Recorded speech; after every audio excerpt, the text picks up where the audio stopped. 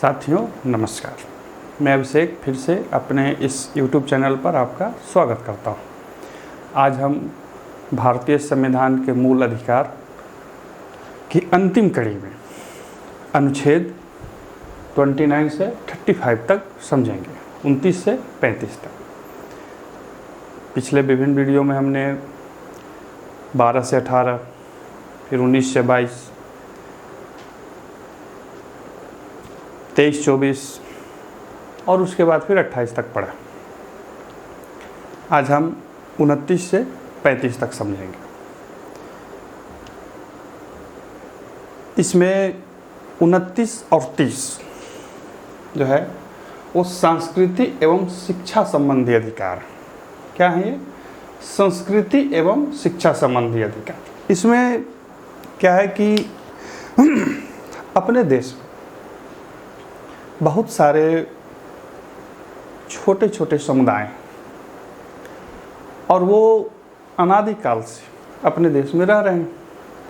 उनकी भाषा, उनकी लिपि, उनकी संस्कृति बहुत ही प्राचीन है।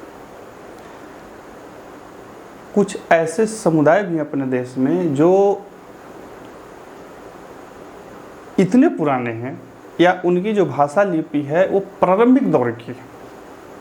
याद रखिए, हम जो आज भाषाएं बोलते हैं, जो भी भाषा आप यूज़ करते हैं, तो हमें लगता है कि हम अपने भाषा में निपुण हैं और सबसे बड़ी बात है कि हमारी भाषा सही है, हम पुराने हैं। नहीं, बहुत सारे ऐसे छोटे छोटे भाषाएं जो बहुत पुरानी हैं और समय के प्रवाह में और साथ ही साथ बहुसंख्यक के प्रवाह में वो विलुप्त होने के कगार पर पहुंच सकती हैं या पहुंच रही हैं। तो सरकार ने और संविधान ने उनको बचाने के लिए कुछ रक्षोपाय किए और वही जो रक्षोपाय है वो यहाँ पे रखे गए। 29 क्या कहता है? संविधान का 29 कहता है अल्पसंख्यकों के हितों का संरक्षण। किनके हितों का संरक्षण? अल्पसंख्यकों। संविधान में अल्पसंख्यक की कोई स्पष्ट परिभाषा नहीं दी गई। क्या नहीं दी गई है? परिभाषा। भाषा, ठीक है ना। भाषा के आधार पर भी कोई समुदाय अल्पसंख्यक हो सकता है, ठीक है। भाषा के आधार पर भी कोई समुदाय अल्पसंख्यक हो सकता है। धर्म के भी आधार पर कोई समुदाय अल्पसंख्यक हो सकता है। तो कोई परिभाषा स्पष्ट नहीं है। इसके कारण ऐसा नहीं है कि कहीं कोई कन्फ्यूज़न जैसी कुछ चीज़ें नहीं है। माना यही गया है कि जो समुदाय है, नागरिकों का जो समूह है, वो भाषा और धर्म के आधार पर अल्पसंख्यक हो सकता है। लेकिन अब कहिए कि इन्हें जो संरक्षण दिया गया है, या क्या संरक्षण दिया गया है, किस प्रकार से संरक्षण दिया गया है? तो संरक्षण ये दिया गया है कि किसी भी व्यक्ति को, याद रखिए, किसी भी व्यक्ति को उसके धर्म, भाषा, लिपि, बोली के आधार पर किसी भी शैक्षणिक संस्थानों में प्रवेश आदि से वर्जित नहीं किया जाएगा, ठीक है। यानी कि आप किसी भी भाषा भाषी के हो, किसी भी समुदाय के हो, किसी भी वर्ग विशेष के हो, किसी भी धर्म के हो, कोई मतलब नहीं है। किसी भी शिक्षण संस्थानों में जो राज्य द्वारा संचालित हैं, राज्य द्वारा मान्यता प्राप्त हैं और राज्य द्वारा अनुमोदित है, आपको उसमें एंट्री से, उसमें पढ़ने से कोई रोक नहीं सकता है। साथ ही साथ जो धर्म और भाषा संबंधित अल्पसंख्यक हैं, जो धर्म और भाषा संबंधी अल्पसंख्यक हैं, वो अपनी विशिष्ट लिपि, अपनी विशिष्ट भाषा को बचाए रखने के लिए कार्य कर सकते हैं, संस्थाएं स्थापित कर सकती हैं और सरकार उनको मजबूत करने के लिए विशेष रक्षोपाय करेगी, ठीक है। अब देखिए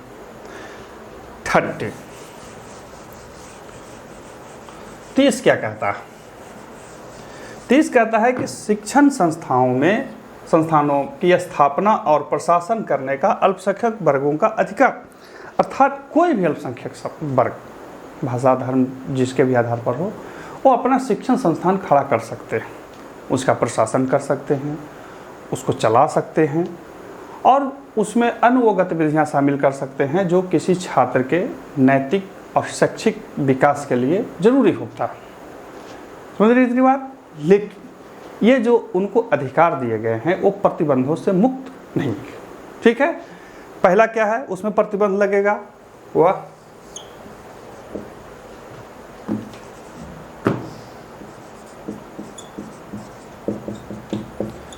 शैक्षणिक मानकों को पूरा करेंगे। अर्थात जो भी इस तरह के शिक्षण संस्थान बनेंगे, वो जो मानक है सरकार ने या राज्य ने या जहाँ पर भी खुला है, उसके जो मानक है, मिनिमम मैक्सिमम जो भी मानक है, वो उसको पूरा करेंगे। इसके एक उदाहरण से समझिए। मान लीजिए कि एक MBBS कॉलेज है जो डॉक्टरी की पढ़ाई कराती है। अब कोई धार्मिक या भाषा या अल्पसंख्यक वर्ग जो है उसकी स्थापना किया और वो बोला कि नहीं हम इसको ऐसे ही डिग्री दे देंगे, या नहीं हम जो पढ़ा दिए वही सही है। ऐसा नहीं हो सकता। वो इस आधार पर कि हमने एक भाषाई और धार्मिक अल्पसंख्यक के आधार पे ये संस्था को स्थापित किया है, इसलिए हमको विशेषाधिकार दिया गया है। नहीं, आपको सिर्फ विशेषाधिकार दिया गया है कि आप अपने स्तर से भी शिक्षा संस्थान की स्थापना कर सकते हैं। जैसे आपने कॉन्वेंट स्कूल का नाम सुना होगा। कॉन्वेंट स्कूल जो होते हैं ईसाई मिशनरी द्वारा चलाए जाते हैं, वो उन्हीं के द्वारा स्थापित होते हैं, राज्य से सिर्फ मान्यता प्राप्त करते हैं। क्या उनकी पढ़ाई अलग होती है? नहीं, उनकी पढ़ाई वैसे ही होती है। वो उस सारी प्रक्रियाओं का पालन करते हैं जो भारत सरकार द्वारा स्थापित होते हैं। और आज देखिए पूरे भारत में वो आगे चल रहे हैं। तो उनका क्या है, शैक्षणिक मानकों को पूरा करेंगे। दूसरा क्या है, व्यावसायिक हितों को मानेंगे।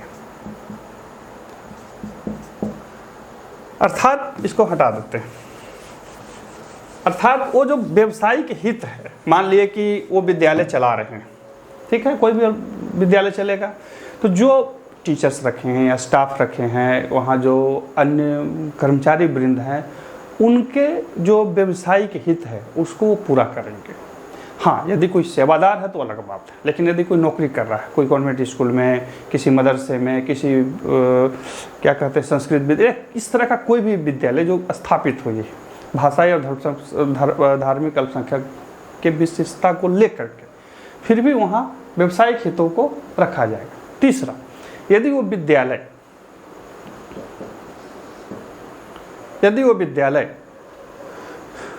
कर की श्रेणी में आता है, या विद्यालय इस तरह से है जहां उसका व्यवसायिक क्या कह सकते हैं क्रियाकलाप बहुत बड़ा है, तो भारत सरकार के जो कर वाले कानून हैं उसके अधीन हो आएंगे। हाँ, सरकार यदि छूट देगी तो सबको बराबर देगी, लेकिन आपको स्पेशल छूट नहीं मिलेगी। ठीक है। अब है चौथा कहता है कि जो भी वहाँ लोग होंगे उनके चारित्रिक और मानसिक गुणों का क्या कह सकते हैं, चारित्रिक एवं मानसिक गुणों का जो स्तर है वो बना रहे। ठीक है। ऐसा नहीं है कि मान लीजिए कि हमने विद्यालय स्थापित कर दिया और सरकार ने बोला है कि भाई जो बीएड वाले हैं वही विद्यालय में पढ़ाएंगे और आप कहीं से भी उठा के ले आइए, कहिए कि नहीं हम तो स्थापित नहीं। सरकार ने यदि बोला है कि 10वां तक 12वां तक या किसी भी क्लास तक पढ़ाने वाले जो शिक्षक होंगे वो बीएड होंगे, कहीं से भी करें, तो आपको भी वही रखना होगा। ठीक है। अब समझिए कि तो भाई इसमें विशेषता कहाँ हुई? विशेषता ये हुई कि वो अपने विद्यालय में कुछ लोगों को आरक्षण रख सकते हैं जो कि अलग होगा। जैसे ईसाई मिशनरी के स्कूल में जाइएगा तो वो क्या करेंगे कि 20%, 10%, 25% सीट जो होते हैं वो अपने समुदाय के लिए रखते हैं, बाकी सीट वो सबको दे सकते हैं, और 25% सीट अपने लिए रख सकते हैं। तो यहाँ पे क्या हुआ कि वो अपने विद्यालय में अपने खास लोगों के लिए कुछ सीटें रखते हैं। अर्थात वो कुछ धार्मिक या भाषाई जो लोग हैं, छोटे स्तर के जो लोग हैं या उस विशेष वर्ग से संबंधित है जिसके लिए वो विद्यालय स्थापित हुआ है, उनको वो स्पेशल मान करके एक अलग से 10, 20, 50 सीट रख सकते हैं और आप उनको मना नहीं कर सकते। ये उनका कानूनी अधिकार है। अब है अनुच्छेद 31 जो है वो 44वें संविधान संशोधन के तहत 1978 में निरस्त कर दिया गया। क्या कर दिया गया? निरस्त कर दिया गया। निरस्त मतलब हटा दिया गया। अब वो 300 के क के तहत कानूनी अधिकार है। क्या है वो? कानूनी अधिकार। किसके तहत? 300 के क के तहत भाग 12। संविधान के अनुच्छेद 300 के क के तहत संपत्ति का जो अधिकार है वर्तमान में कानूनी अधिकार है। एक समय वो मौलिक अधिकार हुआ करता था, बाद में उसको हटा दिया गया। हटाने का मूल जो कारण था वो ये था कि संपत्ति संबंधित बहुत विवाद बढ़ गए थे। ऐसी समस्या क्रिएट हो गई थी कि मतलब कानूनी स्तर पर उसको निपटारा कर पाना बड़ा पेचीदा काम हो गया था, चूँकि वो मूल अधिकार था। तो सरकार ने उसको वहाँ से हटा के कानूनी अधिकार प्रदान कर दिया। हालांकि दोषारोपण बहुत तरह के लगते हैं, लेकिन खैर वो राजनीतिक मामला है। व्यवहारिक पहलू अभी के समय में यही है कि वर्तमान में 300 के क के तहत कानूनी अधिकार है। परीक्षा में आपसे ये पूछेगा कि वो कब हटा था। ठीक है, तो 78 में 44वें संविधान संशोधन के तहत इसको ध्यान रखेंगे आप लोग। अब देखिए, इसमें जो सबसे बड़ी चीज़ है वो है, क्या है? अनुच्छेद 32 क्या कहा जाता है? संवैधानिक उपचारों का अधिकार। किसका अधिकार? संवैधानिक उपचारों का अधिकार। बाबा साहब ने इसको संविधान की आत्मा कहा था। क्या कहा था? संविधान की आत्मा। अब ये आत्मा क्यों है? ठीक है, ये कहाँ से आया, ये कहाँ पर और है, इन तीनों चीज़ों को समझेंगे। तो अनुच्छेद 32 खुद में भी एक मूल अधिकार है, अर्थात जब आपको लगे कि आपके किसी भी प्रकार के अधिकारों का हनन हो रहा है तो इस अनुच्छेद के तहत आप सुप्रीम कोर्ट या हाई कोर्ट का दरवाज़ा खटखटा सकते हैं। कोई आपको रोक नहीं सकता, कोई भी नहीं रोक सकता। इसके अलावा जो हमारे यहाँ व्यवस्था की गई है कि संसद, सुप्रीम कोर्ट और उच्च न्यायालय के अलावा भी किसी न्यायालय को मूल अधिकारों से संबंधित या रिट निकालने की जो सुविधा है वो दे सकती है। इसको ध्यान रखिएगा। रिट निकालने की जो वर्तमान में सुविधा है वो उच्च न्यायालय और उच्चतम न्यायालय को है, लेकिन संसद यदि चाहे तो, हालांकि अब ऐसा मिला नहीं है, लेकिन संसद यदि चाहे तो किसी भी न्यायालय को नियुक्त कर सकती है, किसी भी न्यायालय को कह सकते हैं कि आप भी रिट निकाल सकते हैं। अब कहिए कि ये आत्मा क्यों कहा गया? तो आत्मा इसलिए कहा गया है कि इसी कानून के तहत जो माननीय सुप्रीम कोर्ट है या माननीय उच्च न्यायालय है वो किसी भी प्रकार के मूल अधिकार से उल्लंघन के मामले को देख सकती है, लोग उस पर दावा कर सकते हैं। इसीलिए इसको मूल अधिकारों का क्या कह सकते हैं, संवैधानिक उपचारों का अधिकार कहा गया है और आत्मा कहा गया। अब देखिए, इसमें थोड़ा सा समझ लेते हैं। 32(2)(6) ये उच्चतम न्यायालय का है और ये उच्च न्यायालय का है। अब इसको थोड़ा सा समझ लीजिए। देखिए, ये मूल अधिकार है। क्या है ये? मूल अधिकार। ये मूल अधिकार नहीं है।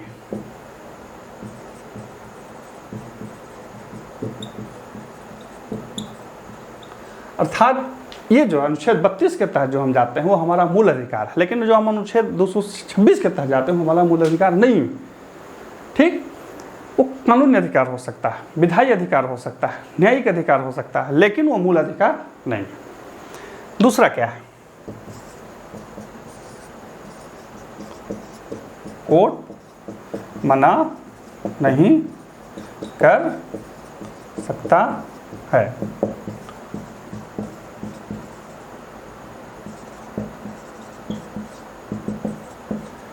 अब देखिए, दूसरा कहता है कि अनुच्छेद 32 के तहत जब आप सुप्रीम कोर्ट के पास जाते हैं तो माननीय सर्वोच्चतम न्यायालय जो है वो मना नहीं कर सकता। आपके मामले को देखेंगे, हो सकता है कि सही गलत जो निर्णय होगा वो करेंगे, लेकिन 226 के तहत जो जाते हैं वो हाई कोर्ट के मन के ऊपर है। रिट जारी भी कर सकता है, नहीं भी कर सकता, या बोल सकता है कि हम इसको नहीं देखेंगे, आप जहाँ जाना चले जाइए, हमको कोई मतलब नहीं।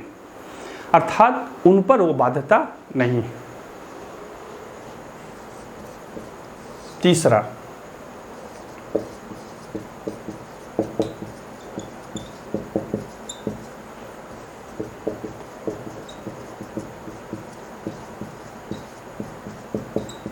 देखिए तीसरा कहता है कि ये जो अनुच्छेद 32 के तहत जो हम जाएंगे वो पूरे देश में कहीं का भी मामला वो देखेंगे, अर्थात केरला का भी मामला सुप्रीम कोर्ट में जा सकता है, नागालैंड का भी मामला जा सकता है, कश्मीर का भी मामला जा सकता है, क्या कह सकते हैं, लक्षद्वीप का भी मामला जा सकता है, कहीं का भी मामला जा सकता है। लेकिन हाई कोर्ट में जो मामला है वो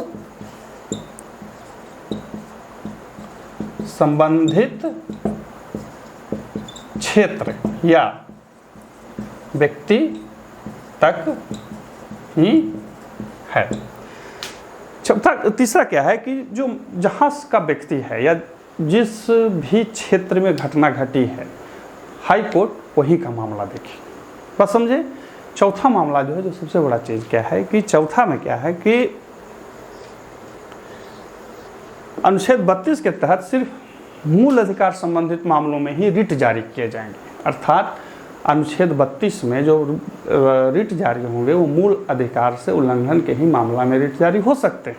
लेकिन 226 के जो मामला है, 226 के कानून के तहत जो हाई कोर्ट है वो किसी भी मामले में रिट जारी कर सकती है। अर्थात रिट जारी करने की जो शक्ति है वो हाई कोर्ट के पास सुप्रीम कोर्ट से ज़्यादा दिया गया, अर्थात किसी भी मामले पर दे सकता है, लेकिन उसका क्षेत्र सीमित है। अर्थात जिस भी क्षेत्र से मामला है, व्यक्ति जहाँ से है वहीं से कर सकता है। परंतु सुप्रीम कोर्ट जो है पूरे देश के लिए मामले में रिट जारी कर सकते हैं। अर्थात इनका क्षेत्र बड़ा है, अधिकार मूल अधिकार तक ही संबंधित है। 226 के तहत क्या है, क्षेत्र छोटा है लेकिन अधिकार ज़्यादा मामलों में। ठीक है, समझ रहे हैं।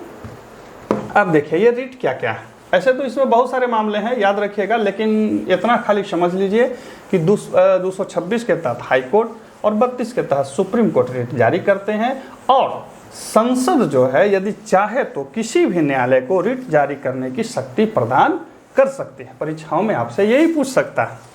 ठीक है, ऐसे तो ये 5 गो मामला है, 5 आपसे पूछेगा, कोई दिक्कत नहीं है, आप समझ रहे हैं। पहला क्या है, बंदी प्रत्यक्षीकरण। दूसरा है परमादेश। पहले दोनों को समझ लेते हैं।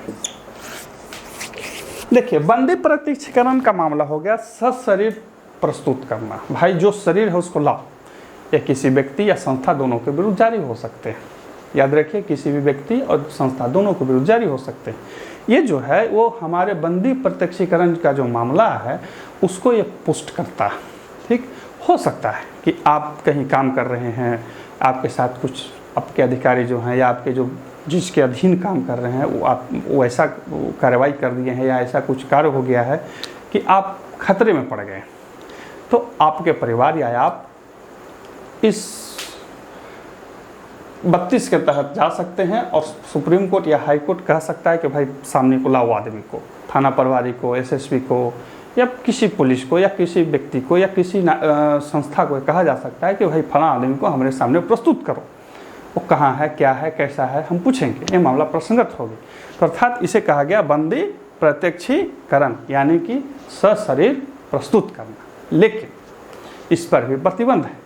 यदि कोई मामला न्यायालय के द्वारा संचालित है, अर्थात किसी को जेल न्यायालय के द्वारा हो गई है, या न्यायालय के अवमानना वाला मामला है, संसद की अवमानना वाला मामला है, उसमें यदि कोई गिरफ्तार हुआ है तो ये चीज़ लागू नहीं होगी। ठीक, प्रतिबंध समझ रहे हैं। दूसरा क्या है, परमादेश। परमादेश का मतलब होता है हम आदेश देते हैं, हम आदेश देते हैं। ये जो है किसी संस्था के प्रति, किसी व्यक्ति, सरकारी जो बड़े अधिकारी होते हैं उनके प्रति ये जारी होता है कि भाई हम आदेश देते हैं, ये काम करो। ठीक है, तो ये जो है एक तरह से सरकारी कर्मचारियों पर, जो बड़े बड़े अधिकारी होते हैं उन पर ये एक कोर्ट का माने दबाव है, रोक है, या कोर्ट का जो है अधिकार है। लेकिन राज्यपाल और राष्ट्रपति के विरुद्ध ये परमादेश जारी नहीं होते। किनके विरुद्ध नहीं होते हैं, राज्यपाल और राष्ट्रपति के विरुद्ध। अब देखिए तीसरा क्या है, प्रतिषेध। साधारण चीज है, कोई ज़्यादा इसमें दिमाग नहीं लगाना है, बस आपके दिमाग में रखना है उत्पीड़न। उत्प्रेषण। ये देखिए, ये जो है वो न्यायिक संगठन या अर्ध न्यायिक संगठन या प्राधिकरण को जारी होते हैं। अर्थात ये जो प्रतिषेध और उत्प्रेषण के जो रीट हैं वो किसी अधीनस्थ जो न्यायालय हैं या अर्ध न्यायिक प्रकृति के जो कोई संगठन है उनके विरुद्ध जारी होते हैं। अर्थात जिनको न्याय करने का क्या कह सकते हैं, न्याय करने का अधिकार दिया गया है, उनके विरुद्ध जारी होते हैं। दोनों एक ही चीज़ है, सेम चीज़ है। प्रतिषेध का मतलब होता है रोकना, उत्प्रेषण का मतलब होता है भेजना, सूचना भेजना, संदेश भेजना। अंतर दोनों में एक ही है कि ये जो है वो ये प्रतिषेध जो है वो कार्रवाई के बीच में भी जा सकता है कि भाई आप जो कार्य कर रहे हैं वो आपके अधिकार क्षेत्र से बाहर का चीज़ है, आप इसको नहीं कीजिए। ठीक है। प्रतिषेध का मतलब हो गया कि आप जो कार्रवाई कर रहे हैं वो आपके अधिकार से बाहर का चीज़ है, आप इसको न करें। उत्प्रेषण जो हो गया वो कहता है कि आप यहाँ जो मामला है, जो भी मामला, आप उसको हमारे पास भेजिए। ठीक है। उत्प्रेषण का मतलब होता है कि आपका जो मामला है, आप जो देख रहे हैं वो आपके प्रवृत्ति और प्रकृति के अधीन नहीं आती है, तो आप उसको हमारे पास उत्प्रेष कीजिए, हमारे पास भेजिए। ये ऊपर के जो न्यायालय हैं अधीनस्थ न्यायालयों को जारी करते हैं।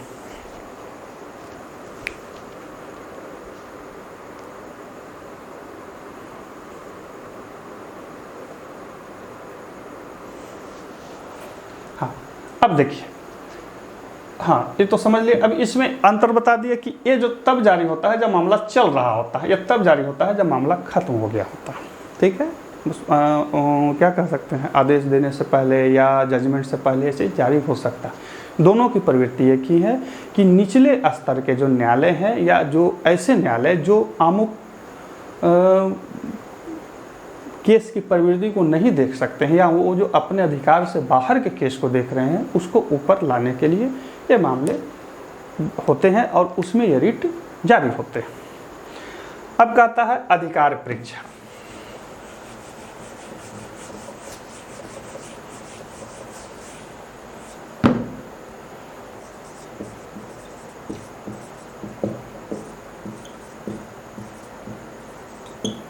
अधिकार परीक्षा जो है वो किसी सरकारी बाबू को या किसी गैर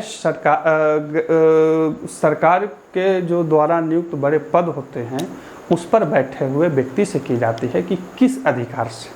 अर्थात कोई बड़ा अधिकारी या कोई भी अधिकारी संवैधानिक गरिमा को अतिक्रमण करता है, अर्थात वो जिस पद के लिए नियुक्त हुआ है उस पद के कार्य को न करके किसी ऐसे कार्य को कर रहा है जो उसकी प्रवृत्ति के अंदर में नहीं आती है, तो उस स्थिति में हाई कोर्ट या सुप्रीम कोर्ट जो है वो ये रिट जारी करता है। समझ रहे हैं। ये जो रिट है ये पूछा जाता है कि आप किस अधिकार के तहत ये कार्य कर रहे हैं। ठीक, समझ रहे हैं ना। लेकिन एक चीज़ ध्यान रखिएगा कि ये सब चीज़ें जो हैं वो संसदीय मामलों में जारी नहीं होती।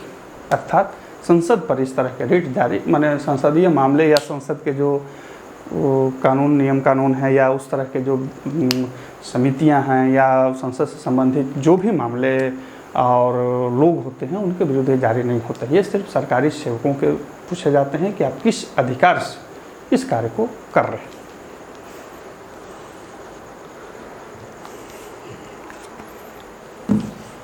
तो अनुच्छेद 32 के तहत हमने देखा कि 5 तरह के रिट जारी होते हैं जो कि हाई कोर्ट और सुप्रीम कोर्ट दोनों जारी करते हैं। हाई कोर्ट का क्षेत्र बड़ा है और सुप्रीम कोर्ट का क्षेत्र बड़ा है और हाई कोर्ट का क्या कह सकते हैं रिट जारी करने का जो ताकत है वो कुछ ज़्यादा है। याद रखिएगा कि दोनों की प्रवृत्ति में अंतर है। हाई कोर्ट जो जारी करता है वो मूल अधिकार के तहत नहीं है, लेकिन अनुच्छेद 32 अपने आप में एक मूल अधिकार है।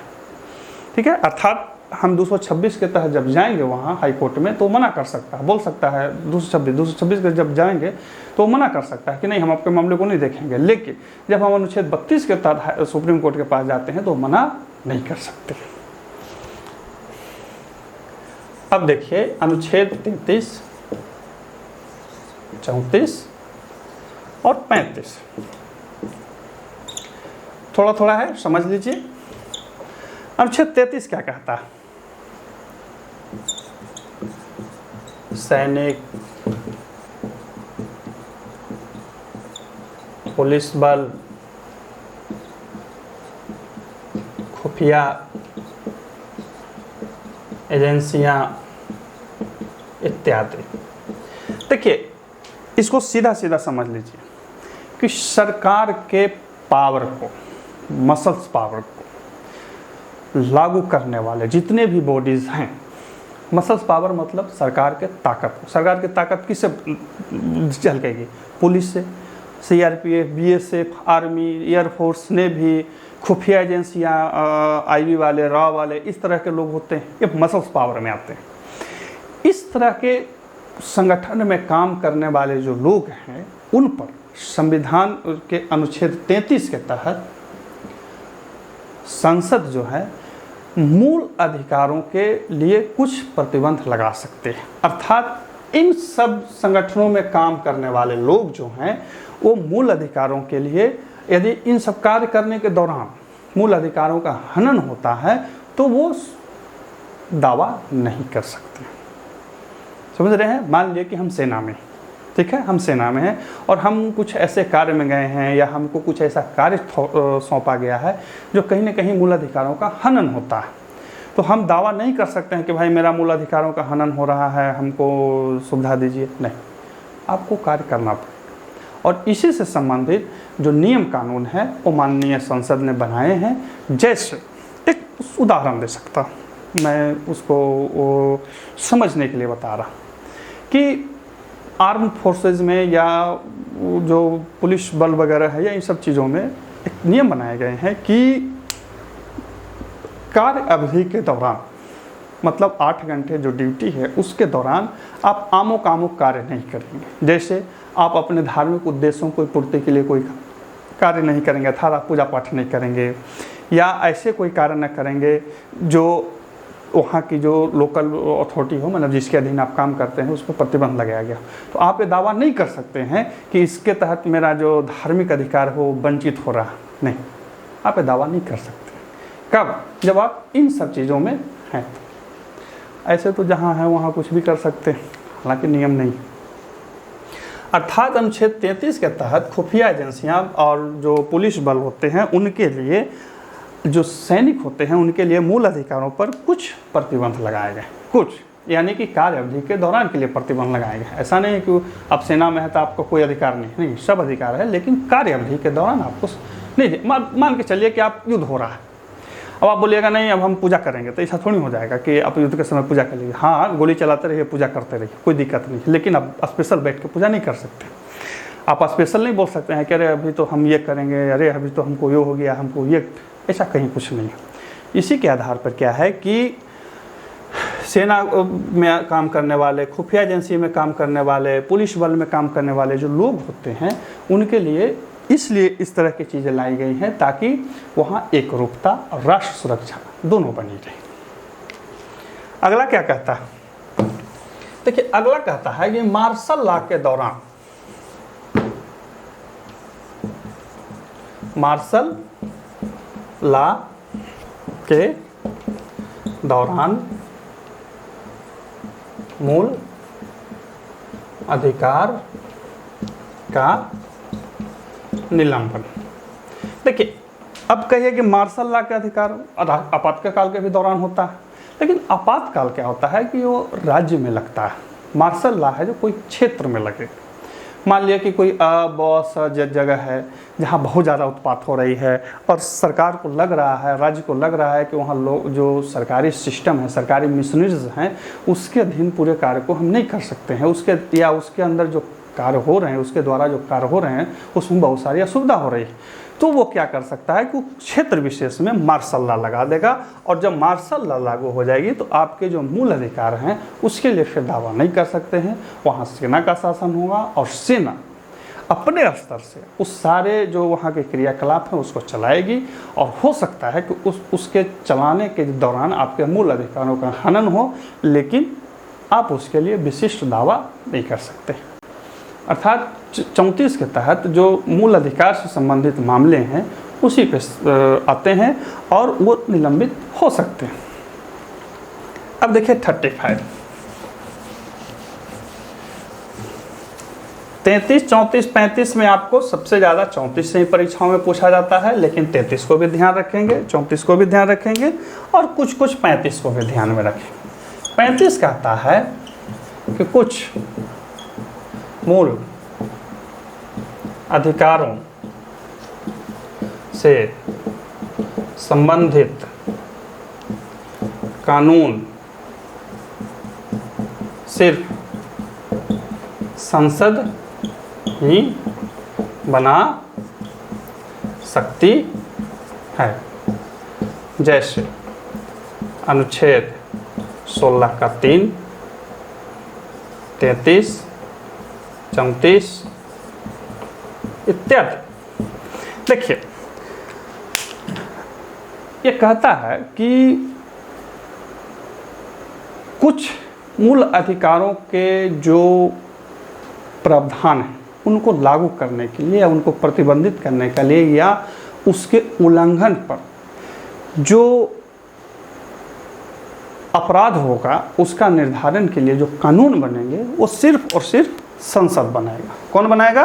संसद बनाएगा। इसके पीछे ये चीज़ है कि ताकि पूरे देश में न्यायिक एकरूपता बनी रहे। क्या बनी रहे? न्यायिक एकरूपता बनी रहे। अर्थात ऐसा ना हो कि केरला वाले कुछ अलग कानून बना दें और नागालैंड वाले कुछ अलग कानून बना दें, जम्मू कश्मीर वाले कुछ अलग कानून बना दें और तमिलनाडु वाले कुछ अलग बना दें। इससे क्या होगी कि न्यायिक एकरूपता है वो भंग हो जाएगी। तो प्रावधान किया गया है कि कुछ मूल अधिकारों से संबंधित जो कानून है सिर्फ संसद ही बना सकती है। उदाहरण के लिए 16 का 3, 33, 34 इत्यादि आते हैं। ठीक है, तो यहाँ तक हमने समझा। अब इसमें एक चीज़ और हम लोग समझेंगे।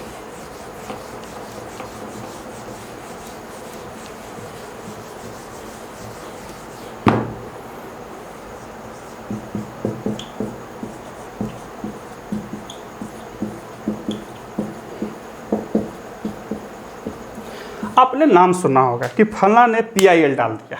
क्या डाल दिया? PIL डाल दिया।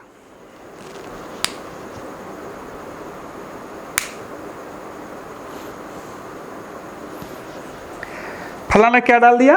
PIL डाल दिया। अर्थात उन्होंने एक जनहित याचिका दायर कर दी। किसी ने किसी क्षेत्र में, किसी ने किसी चीज़ के लिए, किसी ने किसी चीज़ के लिए जनहित याचिका डाल दिया। बहुत सुनेंगे। हालांकि आज के समय में बाढ़ आया हुआ है पूरे जुडिशरी सिस्टम, लेकिन ये है क्या? तो इसको समझ लीजिए कि माना यही जाता है कि जो व्यक्ति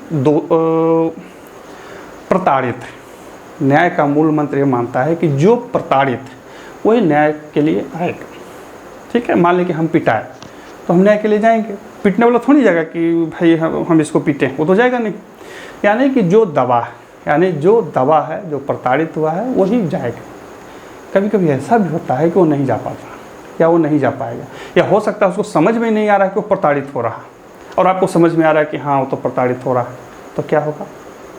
तो स्थिति यह है कि आप एक PIL डाल के कह सकते हैं कि भाई अमुक व्यक्ति प्रताड़ित कर रहा है, अर्थात फला आदमी को फला आदमी प्रताड़ित कर रहा है। तो माननीय कोर्ट जो भी हो उसको देखेगी, हाई कोर्ट, सुप्रीम कोर्ट जो भी हो देखेगी कि भाई सही में तो ऐसा नहीं हो रहा।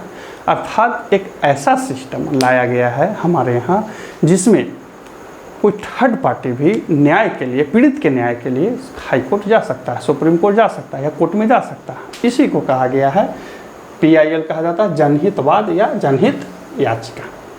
इसको कौन लाए थे पता है? PN भगवती, सुप्रीम कोर्ट के मुख्य न्यायाधीश थे, इन्होंने ही इसको लाया था।